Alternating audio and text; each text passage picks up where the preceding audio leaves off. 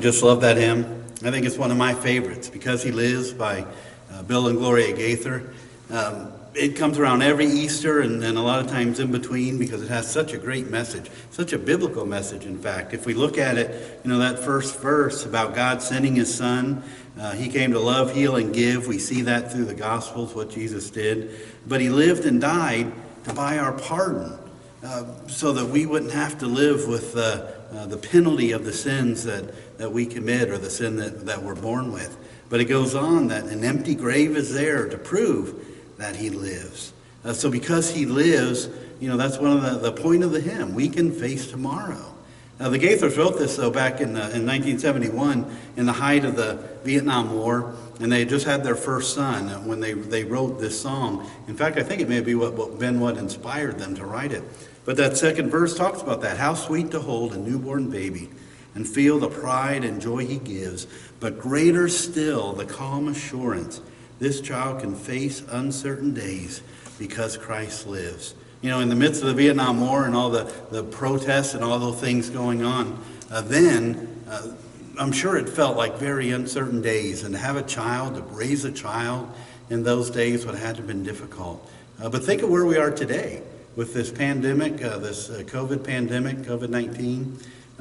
The uncertainty that we experience, whether we'll have a job tomorrow, of course military not so much a problem, but spouses, but family members, with places closing down, not being able to work, with stores not being able to keep a lot of things in stock, with having to stay away from other people, not being groups, a lot of uncertainty. I would say that these are uncertain days.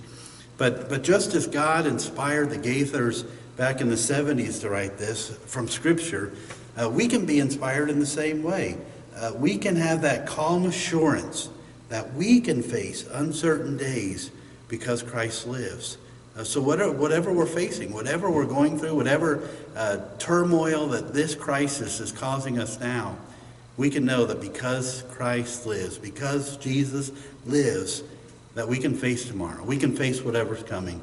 We can face whatever this pandemic or anything else that may come our way. We can face it because Christ lives. Listen to that last hymn, and I'm not going to sing it for you, don't worry. But the last verse of this hymn. And then one day I'll cross the river.